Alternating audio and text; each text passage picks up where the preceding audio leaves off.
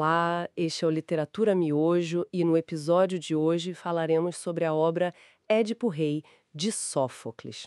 Uma obra fundamental, né? Uma tragédia grega que, nossa, ecoa até hoje. Exato. Vamos mergulhar nos momentos cruciais dessa história, baseando-nos na peça. Tudo começa com Tebas, a cidade sofrendo, uma praga terrível. Isso, e o povo tá desesperado. Eles correm pro Édipo, o rei. Porque, bom, ele já salvou a cidade uma vez, sabe? Da esfinge. Ah, verdade, tinha o enigma da esfinge. Então ele era visto como um herói, um salvador mesmo. Totalmente. A esperança deles é toda nele. E dá pra sentir na peça que o Édipo, ele sente o peso disso. Tá genuinamente abalado com o sofrimento do povo. E ele age rápido, né? Diz que já tomou uma providência. Aham. Mandou o Creonte, que é cunhado dele, consultar o oráculo de Delfos. Aquele lugar famoso, né? Para saber o que Apolo dizia. E o Creonte volta com a resposta. E não é boa. Não, mesmo. A resposta é que a praga é um castigo dos deuses. E a causa é o assassinato do rei anterior, o Laio. O assassino ainda está em Tebas, impune. Impune. E para a praga acabar? Precisa achar esse assassino, exilar ou matar. Só assim para purificar a cidade. Nossa, pesado. E o Édipo, como ele reage? Ele assume a investigação com tudo. Com uma energia, ele quer resolver aquilo. E aí ele faz uma coisa muito forte. Lança uma maldição Uma maldição? contra o assassino desconhecido e qualquer um que esteja escondendo ele. Promete exílio, morte e o mais trágico assim. Que ele não sabe que é ele mesmo. Exatamente. A famosa ironia trágica. Ele se amaldiçoa ali, na frente de todo mundo, prometendo banir o culpado, mesmo que seja alguém, sei lá, dentro do palácio dele. Puxa vida. E aí entra em cena outra figura importante, né? O profeta. Sim, o coro sugere chamar Tiresias, o profeta cego, figura misteriosa, respeitada. Mas quando ele chega, a tensão só aumenta. Ele não quer falar. De jeito nenhum. Ele sabe a verdade, mas diz que só vai trazer dor. Édipo fica furioso, não aceita isso. Pressiona, pressiona. E acusa o Tiresias. Chega a acusar o coitado de estar mancomunado com Creonte para tirar ele do trono. É um momento de muita tensão. E aí, pressionado, Tiresias solta. Solta o quê? A bomba. O poluidor desta terra é você. Direto no Édipo. Meu Deus, imagina a reação. Rejeição total, claro. Édipo não acredita, acha que é calúnia, parte do tal complô. Mas o Tiresias, antes de ir embora, ainda lança uma profecia. Sombria. Mais uma. Diz que o assassino tá ali, parece estrangeiro, mas é tebano, que enxerga, mas vai ficar cego, que é rico, mas vai virar mendigo, e o pior, Fala. que vai se revelar irmão e pai dos próprios filhos, e filho e marido da própria mãe. Um nó terrível. Que horror. Isso deve ter deixado o Édipo ainda mais desconfiado do Creonte. Com certeza. O confronto entre eles é inevitável. Édipo acusa Creonte abertamente de traição. E o Creonte se defende. Tenta usar a lógica, né? Pergunta por que ele ia querer a dor de cabeça de ser rei, se já tinha uma posição boa sem os perigos do trono. É um argumento razoável até. E quem aparta a briga? A rainha Jocasta, esposa do Édipo e irmã do Creonte. Ela entra para tentar acalmar os ânimos. E ela tenta desmentir as profecias, né, pra tranquilizar o Édipo. Isso. Ela conta a história do Laio, que um oráculo previu que ele seria morto pelo próprio filho.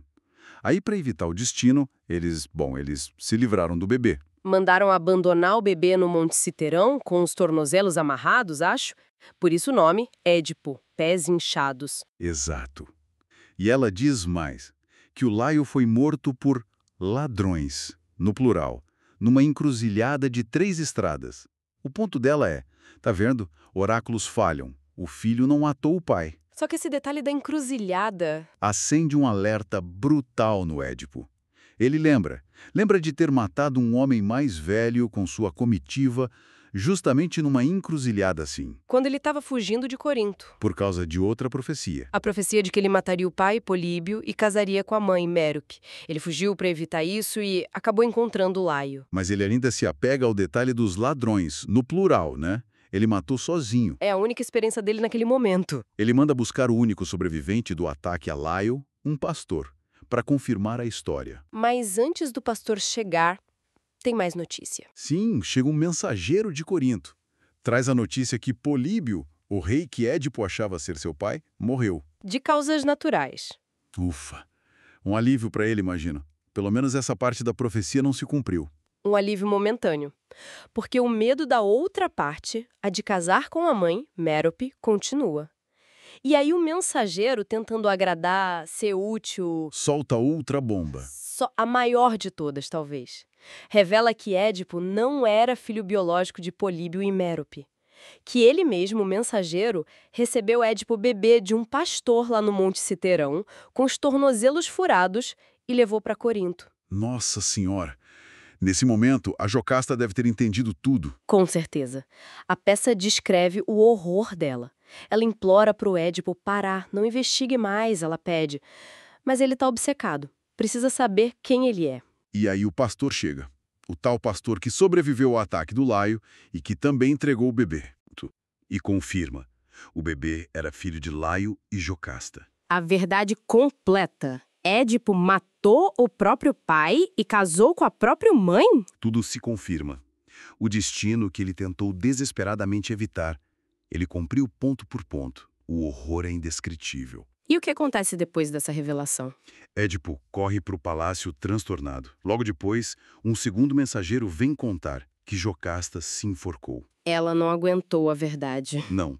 E Édipo, ao encontrar o corpo dela, num ato de desespero e autopunição, arranca os broches de ouro da roupa dela E fura os próprios olhos. Para não ver mais a luz, para não ver a desgraça que ele causou e que sofreu. É a cegueira física, chegando depois da cegueira da ignorância. que final terrível. E ele sobrevive? Sim, cego, destruído, ele pede a Creonte que assume o poder para ser exilado. Exilado no Monte Citerão, o lugar que era para ter sido seu túmulo desde bebê. Fecha o ciclo, de certa forma. Exato. Tem uma cena muito triste dele se despedindo das filhas, Antígona e Ismênia. Ele lamenta o futuro delas, marcadas pela maldição da família. Creonte decide esperar a vontade dos deuses antes de exilar Édipo. E a peça termina com o coro, né? Aquela reflexão final. Isso. O coro reflete sobre como a sorte humana é instável. Lembram como Édipo era grande, admirado, e como ele caiu? E a lição final. Não chame ninguém de feliz antes que a morte chegue e ele esteja livre de sofrimento. Uma lição dura, mas que define bem a tragédia grega. Essa ideia do destino, da busca pela verdade, mesmo que doa. E a questão que fica, né? Até que ponto somos livres? Até que ponto o destino é implacável? Édipo Rei não dá resposta fácil, por isso continua tão relevante, eu acho. Obrigado por acompanhar o Literatura Miojo. Curtiu? Então procure a obra original. A literatura te espera sem pressa, mas com prazer. Todos os dias às 10 horas um novo episódio.